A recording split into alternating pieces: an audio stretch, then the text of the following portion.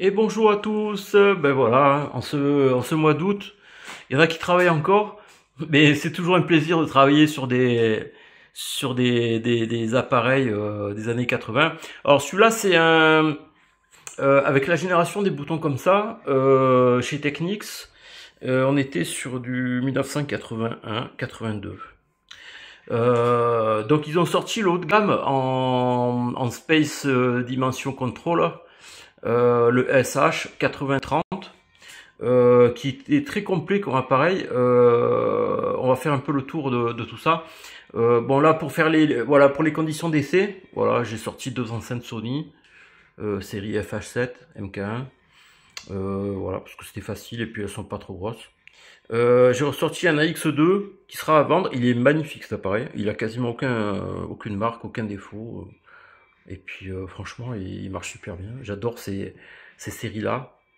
Du Super A, donc avec une grosse alimentation. Bon, enfin bref, c'est pas le but de la journée du test. Il y aura le Technics ST-S6 qui est un haut de gamme également de Technics des années 82-83. Voilà, donc ça on en parlera plus tard. Là on va se concentrer sur le SH. Donc voilà, il a un equalizer intégré par rapport au SH 8040, qui n'avait pas l'équaliseur, il n'avait pas autant de boutons, pas autant de fonctions.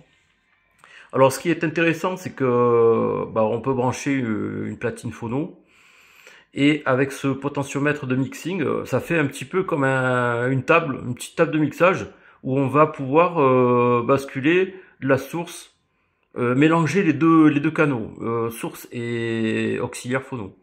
Donc voilà, c'est une mini table de mixage, on va dire. On a micro 1 avec son potard, micro 2 avec son potard. On a l'écho pour les deux. En complément du Space Control Dimension. C'est-à-dire que ça s'ajoute l'effet micro avec la source modifiée. On va voir ça en essai.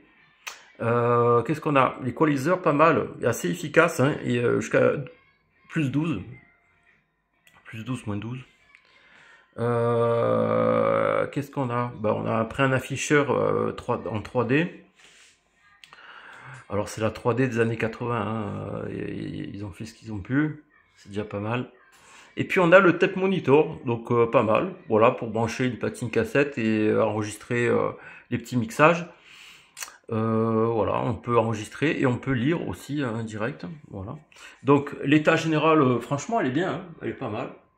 Voilà, on va faire le tour de la machine. J'écarte un peu ici. Voilà. Là c'est l'arrière, voilà, avec pas mal de connexions, de possibilités, avec les anciennes Cinch 5 pôles. L'entrée phono, bien sûr, le numéro de série, sélecteur de tension, voilà, le câble propriétaire. Voilà, Space Controller. Voilà. Alors, on va faire la mise sous tension. Alors j'ai pris mon petit micro là parce que c'était l'occasion. Je vais faire mon disque jockey. Allez, on est parti.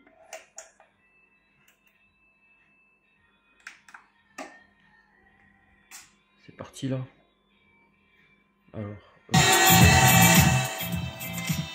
Alors il y a déjà de l'écho là. Je vais l'enlever.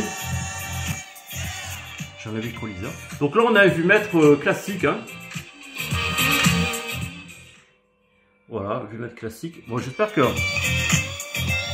pour la musique on va pas être embêté par YouTube, j'espère.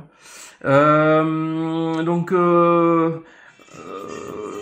on est sur une source radio, bien sûr, pour faire plus simple. Donc on peut enregistrer les effets ou pas sur cassette. Ça c'est pas mal. On n'est pas obligé, voilà, de mettre de l'écho si on veut pas en mettre sur la cassette. Mais on peut en avoir pendant qu'on fait la cassette. Ici c'est un double potentiomètre qui fait l'ambiance, donc l'espèce de reverb, et l'écho. Donc on peut bouger les deux, modifier. L'équaliseur, voilà, là j'ai enclenché l'équaliseur. Je vais mettre l'effet dimension. Ah ouais, non, là, c'est vraiment efficace. C'est dommage, à la vidéo, peut-être que vous ne le sentez pas, mais il y a vraiment un effet stéréo élargi. Alors là, j'ai élargi au maximum. Je vais enlever un peu l'écho. Voilà, j'ai enlevé l'écho, j'ai laissé que l'effet stéréo. Et maintenant, je vais enlever l'effet stéréo normal, voilà. Et je vais mettre de l'écho. Que de l'écho. Ouais, pas mal.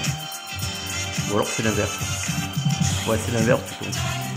Écho, c'est le bouton extérieur et ça, c'est l'ambiance. Ok.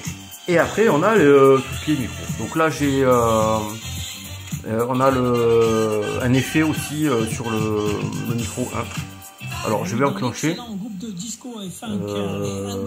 Comment on fait? On monte ici. Voilà. Je vais faire un essai. Je prends mon micro là. 1, 2, 1, 2, voilà. Hein. Tout à fait. Ça, c'est vraiment efficace. Je vais monter un peu l'écho là pour voir un peu ce que ça donne. Allez, je monte l'écho. Voilà. Et voilà. Et là, il y a effectivement un peu plus d'écho. Je vais le mettre au maximum, tiens, pour voir un peu. Voilà, écho maximum. Voilà, ça marche bien. Et il y a celui-là, tiens, je vais le modifier un peu. Voilà, j'ai modifié. Alors ça joue sur l'effet stéréo, on dirait aussi. 1, 2, ouais. Ah ouais, là c'est ça fait bizarre. Ça fait un bruit métallique. Bon, en tout cas, ça marche bien. De toute façon, tout a été fait, hein, entièrement démonté. Tout ce qui est potentiomètre, bouton, etc. Il n'y a pas un seul crachotement. Ah, on peut enregistrer. Oui, ça je l'avais dit. Équaliseur, ok. Voilà, entrée phono. Ça c'est l'écho du micro. Et voilà, on peut mixer entre source et phono. Là, je balance tout phono, mais comme j'ai pas de platine connectée dessus, ça fait rien. Mais on peut faire progressivement une superposition des deux canaux. Voilà, je vais repasser en dimension. Voilà, ça fait joli, un petit peu d'effet. Il y a beaucoup d'écho là.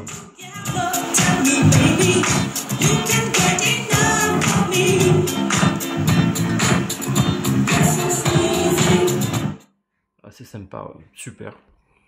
Bon ben voilà, on a fait le tour. Il y a vraiment tout qui fonctionne, tout est parfait. Voilà, entièrement révisé avec amour.